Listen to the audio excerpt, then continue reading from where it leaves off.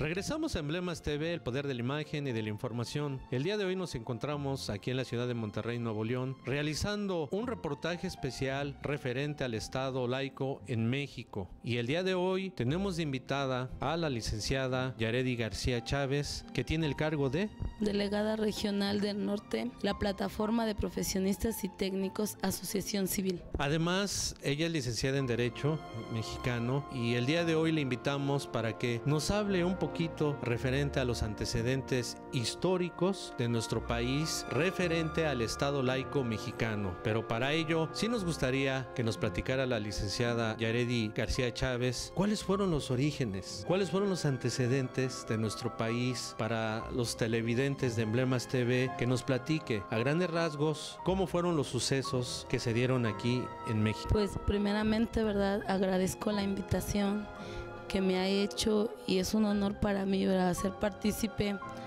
pues de lo que nos ha identificado a los mexicanos, que es la historia.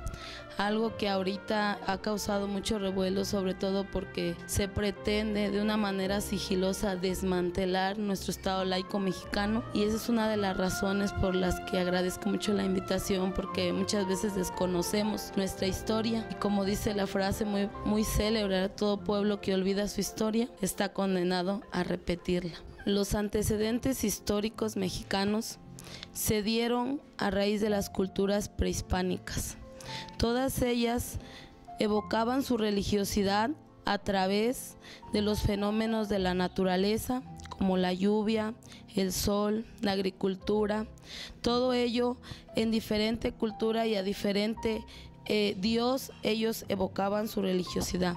Sin embargo, en el año 1500 llegó la conquista española en México, que a decir de los declarantes y cronistas, señalan que los conquistadores y religiosos implantaban cambios que implicaban la desaparición de las sociedades y culturas autóctonas, trayendo consigo otra cultura y como parte de ella un nuevo poder, dedicándose a establecer coercitivamente sus normas, valores y creencias, para ese entonces totalmente desconocidas por los pueblos autóctonos, e instituyéndose en consecuencia una religión de Estado sin tolerancia a alguna otra.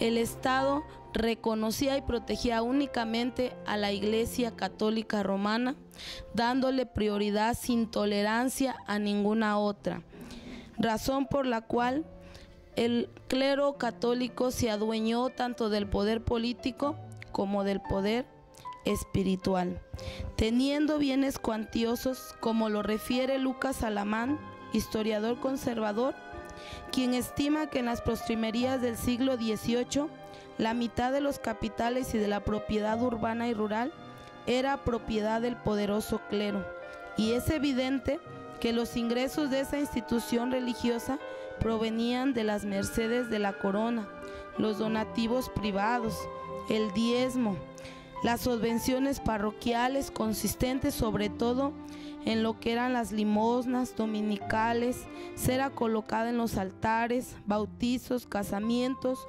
muerte y sepultura de los creyentes, y la celebración de las fiestas titulares de los centros de población, formándose así un México definido como Estado confesional.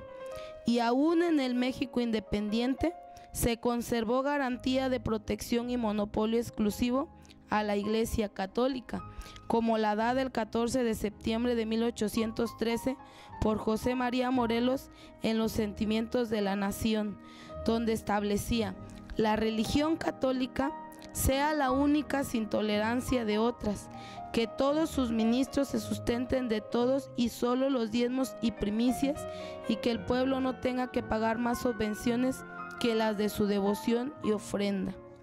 Que en la nueva legislación se establezca por ley constitucional la celebración del día 12 de diciembre en todos los pueblos dedicados a la patrona de nuestra libertad, María Santísima de Guadalupe, encargando a todos los pueblos la devoción mensual. Ese era el panorama que vivía nuestro país. Hablando en el sector religioso, la exclusividad y el monopolio era para la Iglesia Católica Romana.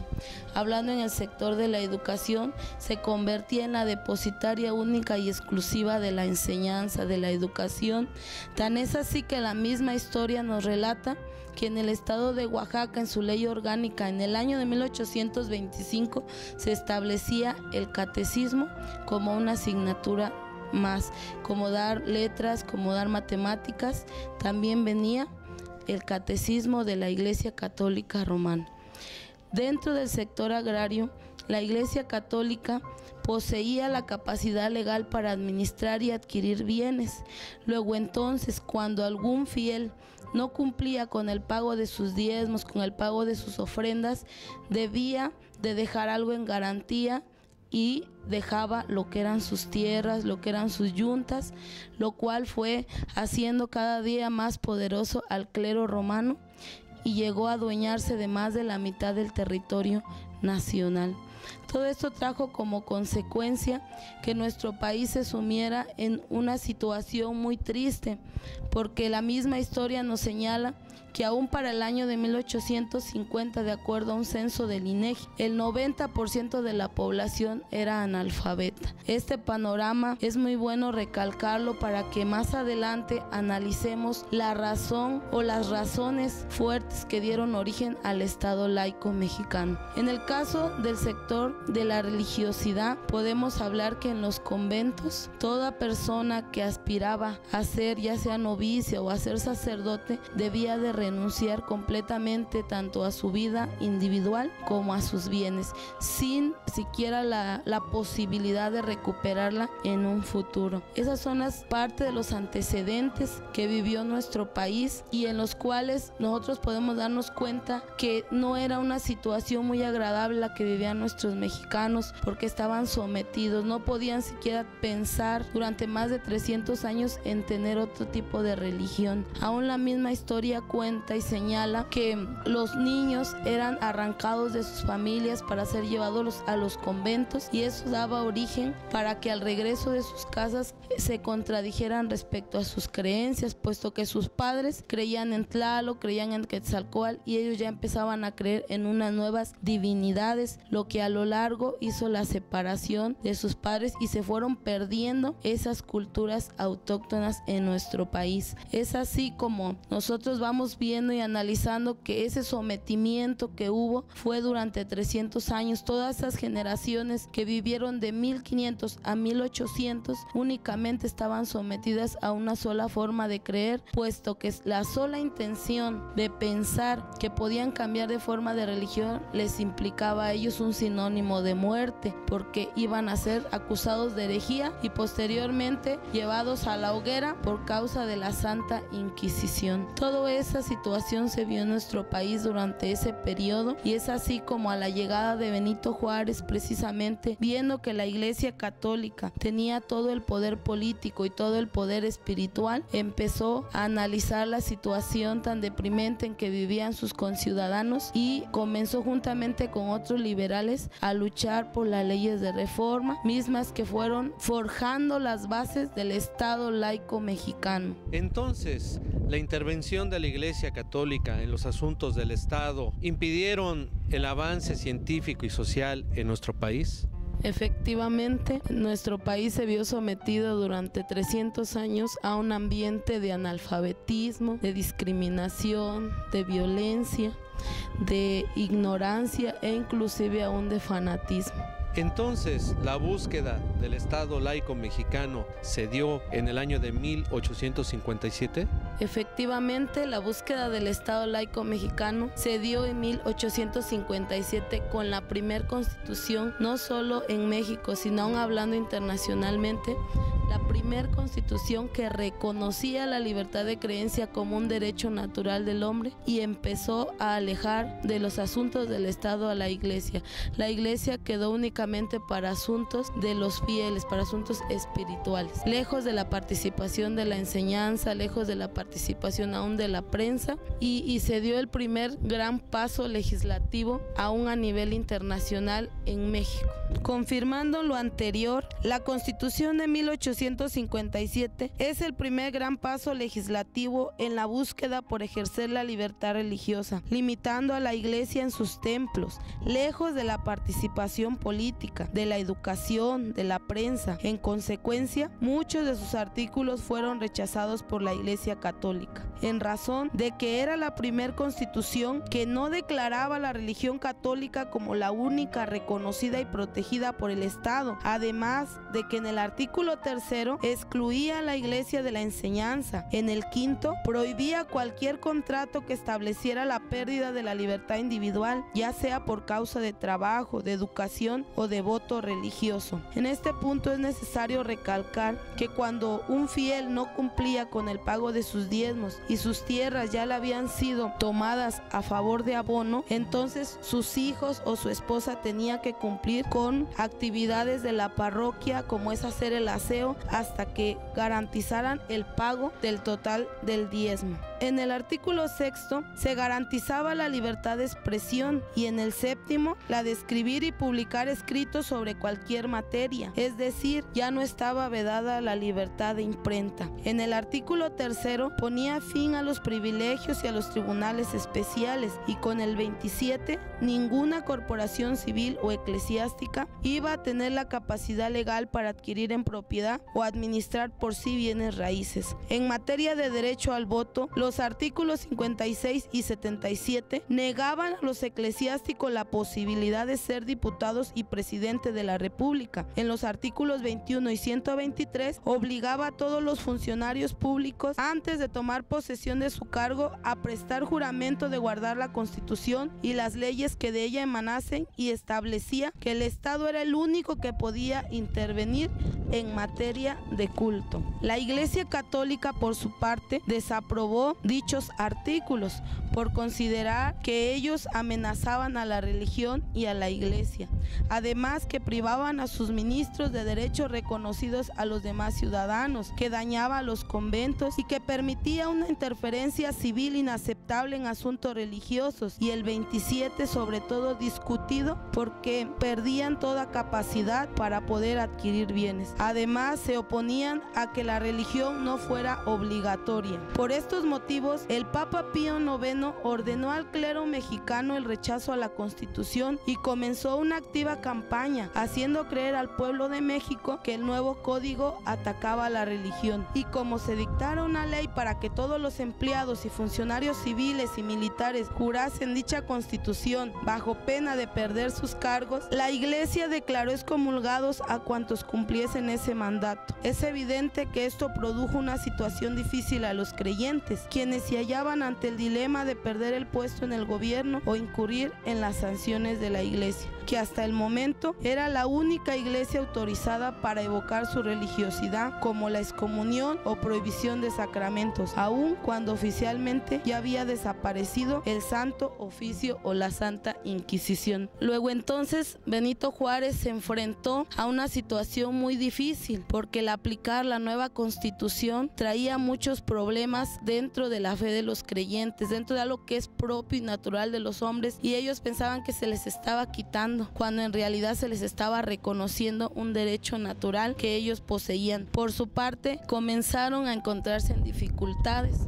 puesto que podían adquirir un trabajo en el gobierno, un puesto de gobierno, sin embargo, contradecía sus principios religiosos. Por tanto, se hallaban ante el dilema entre o perder el trabajo o bien perder su salvación, e iban ante los sacerdotes y les pedían que les dieran un permiso. Entonces la Iglesia Católica comenzó, a través de las retractaciones de los juramentos, a darle la oportunidad, en caso de que algún funcionario, previo al permiso de la Iglesia Católica, siempre y cuando no contradijese a los principios de la Iglesia y llegara a fallecer sin retractarse del juramento, le era negado el ingreso al Camposanto y su familia era sometida a un rechazo social. Esas fueron las consecuencias por las cuales la Constitución de 1857 comenzó y se siguió plasmando en la Constitución de 1917, puesto que Benito Juárez se encontró con varias situaciones, que el caso del párroco de Sachila, el cual fue expulsado a raíz de que le negó al alcalde el ser enterrado dentro de Camposanto. Son situaciones que se presentaron porque los funcionarios debían de retractarse de la Constitución debido a que afectaba a su cuestión, a su creencia. Posteriormente, en la Constitución de 1917 se consolida de una manera más fehaciente la libertad de creencias, y es ahí la misma que hasta el día de hoy, tras 150 años, nos ha venido rigiendo. Sin embargo, su enemigo y su opositor siempre ha sido la Iglesia Católica. Con fecha 4 de febrero de 1926, el arzobispo de México, Monseñor Moray del Río, en una entrevista al periódico El Universal, señaló lo siguiente: la protesta que los prelados mexicanos formulamos contra la Constitución de 1917 se mantiene firme. Emprenderemos una campaña contra estas leyes. El episcopado, clero, católicos, no reconocemos y combatiremos los artículos 3º, 5º, 27 y 130 de la Constitución vigente. Entonces vemos que siempre se ha opuesto la Iglesia Católica al avance dentro de nuestro país. Efectivamente, la Constitución de 1917 provocó que se resguardara el Estado laico mexicano, la libertad de creencias y la libertad de manifestar las creencias. E inclusive nuestro país a nivel internacional fue el primer país que reconoció como un derecho natural del hombre la libertad de creencias. Y eso dio pie no solo nada más a que se practicara la religión católica, sino la que las personas más les agradara, y comenzó a diseminarse por nuestro país una multitud de creencias religiosas, como lo muestra el último censo del INEGI, donde nos habla que hay más de 6,000 religiones en nuestro país. Vemos nosotros cómo la Constitución de 1917 resguarda en 5 artículos principales el Estado laico mexicano: el artículo 3º, el artículo 5º, el artículo 27, el artículo 130 y el artículo 24 constitucional. A mi modo de ver, ni un artículo puede deslindarse de otro, es decir, son como los mosqueteros. Yo tomo mucho ese ejemplo, porque si se afecta el 24, lógicamente tiene que salir afectado el 3º, tiene que salir afectado el 5º, el 27 y el 130 constitucional. Y como nosotros vimos hace un momento, aquella amenaza que fue lanzada en el año de 1926 se vio cristalizada el día 15 de diciembre, cuando en el Congreso de la Unión, en la Cámara de Diputados, se aprobó una minuta que llevaba la evidencia que se iban a reformar posteriormente los artículos 3º, 5º, 27, además de la Ley de Asociaciones Religiosas y Culto Público, señalando además a través de la Gaceta Parlamentaria que iba a haber instrucción religiosa dentro de las escuelas públicas. Todo esto nos da una óptica de visión en la cual podemos observar la situación que está viviendo nuestro país. Aquella garantía que aún fue reconocida mundialmente, porque Benito Juárez fue llamado Benemérito de las Américas a raíz de la Constitución de 1857. ¿Usted cree que la amenaza que hizo la Iglesia Católica en el año de 1926 se cumplió con esta reforma? Juzgue usted. Ya para entrar al tema del artículo 24, es necesario conocer el contenido que hay en esta reforma. ¿Sí nos podría decir, para Emblemas TV, en qué consiste esta modificación a este artículo, por favor? Efectivamente, para comenzar el estudio ya más minucioso, ¿en qué consiste la reforma al artículo 24 constitucional? Creo conveniente hacer la siguiente mención.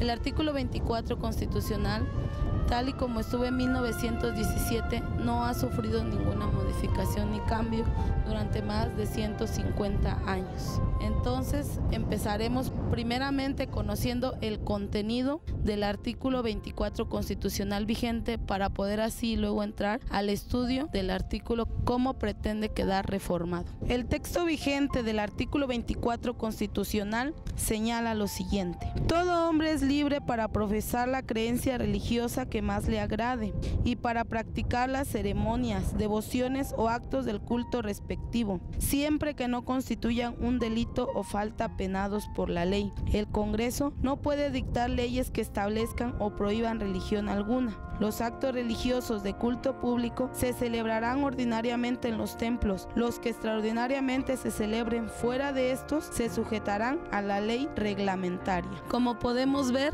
el artículo vigente nos señala el término de todo hombre es libre para profesar la creencia religiosa que más le agrade. Es muy necesario señalar qué es una creencia religiosa o a qué libertad está protegiendo en el caso de nuestro país. La libertad de creencias se ubica únicamente o se aplica únicamente al ser humano. Es un derecho natural reconocido desde 1857. Hoy lo podemos llamar un derecho humano, algo que es inherente a la persona. De acuerdo al Comité de las Naciones Unidas, en su observación general número 22, señala que la libertad de creencias debe de considerarse o verse desde un sentido amplio. Es decir, la libertad de creencias protege no solamente la creencia teísta, sino aún la ateísta, a los ateos, a los gnósticos y también a aquellos si no tienen la voluntad de declarar cuál es su postura respecto a su creencia religiosa, nadie más los puede obligar. También el artículo 24 constitucional señala el resguardo de la libertad de manifestar las creencias, o bien también conocida como libertad de culto, que más que nada aplica a las asociaciones religiosas, puesto que es donde se manifiesta de forma colectiva toda actividad institucionalizada por determinada religión. Es muy necesario hacer esta diferencia para poder comprender cómo quedaron resguardados los artículos dentro de la Constitución de 1917 y cómo están resguardados hasta el día de hoy. Efectivamente, el artículo 3 nos habla de una educación laica. El artículo 5 nos habla acerca de la protección de la libertad, que nadie le puede ser quitada, ni la libertad individual, ni por razones de trabajo o aún por votos monásticos. Es decir, debe de ser la elección de la persona el poder pertenecer a determinada religión o aún el no poder pertenecer a una religión, o bien aún pasando toda su vida no declararle a ninguna persona de qué religión es o cuál es su creencia, y aún eso le está resguardado por la Constitución. Es muy necesario recalcar este punto. En 1917 y en el año de 1857 aún no se daba la Declaración de los Derechos Humanos. La Declaración de los Derechos Humanos se dio hasta 1948. Mucho tiempo antes nosotros como país ya habíamos reconocido ese derecho. Por eso, si observamos la Declaración de las Naciones Unidas, retoma esa palabra, ese término de creencias, y es ahí donde la observación del Comité de los Derechos Humanos, a través de su observación general número 22, señala que esa libertad de creencias es amplia. Luego, entonces, en nuestro país, la libertad de creencias aplica únicamente al ser humano. Una asociación religiosa no puede poseer ese término de libertad porque es una persona moral. Entonces, la libertad de manifestar las creencias es un derecho que también se les está resguardado a las personas. Vemos nosotros y podemos entonces contemplar, para hacer la diferencia con la ley reformada, cómo quedaría. Para ello me permito dar el contenido de cómo quedaría esta ley y así poder ir haciendo la diferencia de una cosa y otra.